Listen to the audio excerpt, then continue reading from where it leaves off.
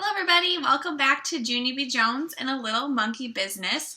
We are going to finish the book tonight. So when we last left off, Junie B was on her way down to the principal's office. So chapter 8 is titled, Me and Principal. Let's see what happens. The school office is a scary place. It has loud ringing phones and a typing lady who's a stranger, and a row of chairs where bad kids sit. Mrs. plopped me in a blue one. "Wait here," she said. "Yeah, only I'm not bad," I whispered just to myself. Then I put my sweater on my head so nobody would see me in the bad kid's chair. After that, I peeked down my long sweater sleeve and I saw Mrs. out of my handhole. Here's a picture. She was knocking on Principal's door. Then she went in there and my heart felt very pumpy because she was tattletaling on me, I think. After a while, she came out again. Principal came with her. Principal has a baldy head which looks like rubber. Also, he has big hands and heavy shoes and a suit made out of black. "Could I see you in my office for a minute, Junie B?" he said. And so then I had to go in there all by myself, and I sat in a big wood chair, and Principal made me take my sweater off my head.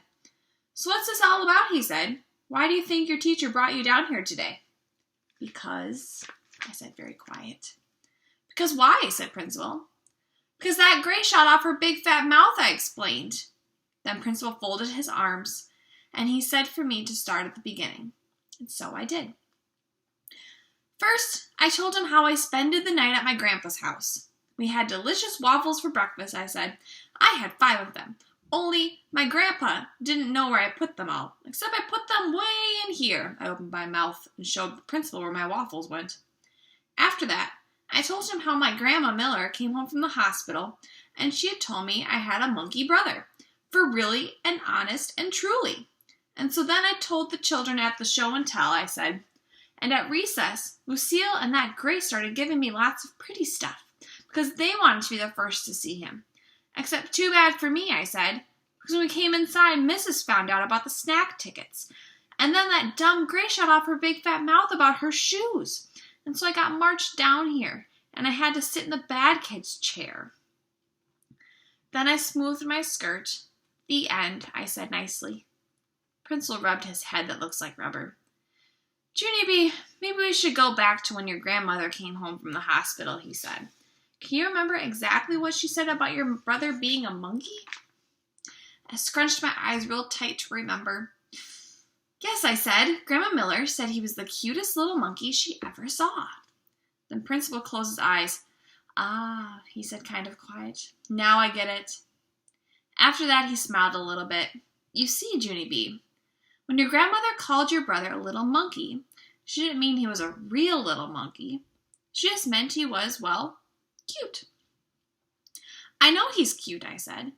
"That's because all monkeys are cute. Except for I don't like the big kind that can kill you." Principal shook his head. "No, Junie B, that's not what I mean. I mean, your brother isn't really a monkey at all. He's just a little baby boy." I made a frowny face. "No, he is not a little baby boy," I told him. "He's a real, alive baby monkey with black, hairy fur and long fingers and toes.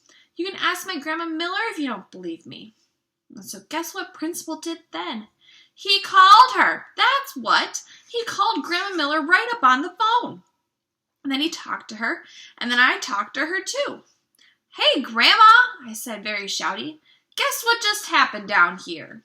Principal said that my baby brother isn't a real live monkey, only he is, because you told me that, remember? You said he was a monkey for really and honest and truly." Then Grandma Miller said she was very sorry, but she didn't mean he was a real monkey. She just meant he was cute, just like Principal had explained to me. So then I felt very droopy inside. "Yeah, only what about all of his black hair and his long fingers and toes?" I said. "And what about his bed that looks like a cage and the wallpaper with his jungle friends on it?" But Grandma Miller kept on saying my new brother was just a regular cute baby. And so finally, I didn't want to talk to her anymore, and I hanged up the phone. Then I bended my head way down, and my eyes got a little bit of wet in them. Darn it, I said, very quiet. After that, Principal gave me a tissue, and he said, I'm sorry, to me. He held my hand, and me and him walked back to room 9. End of chapter 8. On to chapter 9. It's called Pigs and Ducks and Stuff. Principal went into room 9 with me. Then he clapped his giant hands together. Boys and girls, may I please have your attention, he said. I would like to explain what happened during show and tell today. It's about Junie B. Jones and her new baby brother. Just then that Jim I hate jumped right up out of his chair. He's not a monkey, is he? He shouted very loud. I knew it, he wasn't a monkey. I made a big fist at him. How would you like this up your nose, you big dumb Jim, I hollered. Principal frowned at me, and so I smiled. I hate that guy, I said nicely. After that, Principal took a big breath. Boys and girls, there's a good reason why Junie B told you that her baby brother was a monkey, he said. Yeah, it was all my Grandma Miller's fault, I interrupted. Because she told me that my brother was a little monkey. Only she didn't mean he was a real little monkey. She just meant he was cute. Only who the heck would have known that dumb thing? Principal made another frown at me. Then he talked some more. You see, boys and girls, he said, sometimes adults say things that can be very confusing to children. Like, what if you heard me talking about a lucky duck? You might think I was talking about a real live duck. But lucky duck just means a lucky person. Right, said Mrs. And when we call someone a busy bee, we don't mean he's a real bee. We just mean he's a hard worker. Hey, I just thought of another one, I said, very excited. A dumb bunny isn't really a live bunny either. It's just a plain old dumb guy. Then my friend Lucille raised her hand. I've got one too, she said. Sometimes my Nana calls my daddy a couch potato. Only he's not a real potato. He's just a lazy bum. Yeah, and I'm not a big pig, said my new boyfriend Ricardo. But Mom says I eat like one. After that, a whole bunch of other kids said they eat like big pigs too. Only a boy named Donald said he eats like a horse, and crybaby William eats like a bird. Just then it was time for the bell to ring, and so me and Principal said bye-bye to each other, and I went to my seat. Then I gave Lucille back her red chair. She was very nice to me. I'm sorry your brother isn't a real monkey, Junie B, she said. Thank you, Lucille, I said. I'm sorry your daddy isn't a real potato, too. After that, the bell rang for us to go home, and so me and Lucille and Aunt Grace held hands. We walked outside together.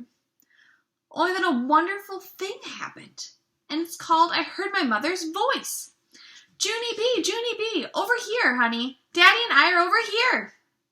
Then I looked in the parking lot and I saw her, so I run to her speedy quick, and then me and Mother hugged and hugged, because I haven't seen her for a very whole day. Then my daddy got out of the car and had a little yellow blanket in his arms. Guess what was in that thing? My new baby brother, that's what. He was very tiny and pinkish, except his head had a lot of black hair on it. I touched it. It felt fuzzy. Then Ricardo walked by and he saw my teeny brother. Cool hair, he said. I smiled very big. I know it, Ricardo, I said. And guess what? He doesn't even smell like P.U. There's the picture. After that, I got in the car, and I told Mother about Lucille's locket. And she said maybe I could get a locket, too, and I could put my brother's teeny head in there. Yes, and I would also like some pink high tops, please, I said, very polite. Maybe, said Mother. Oh, boy, I said, 'cause maybe doesn't mean no, that's why. So then I lifted up the blanket, and I peeped at my baby brother one more time. So what do you think of him, Junie B, said Mother. I smiled very big. I think he's the cutest little monkey I ever saw, I said. Then Mother laughed, and I laughed too. The end. I hope you enjoyed reading these books with me. I know I've enjoyed it too. Have a good night.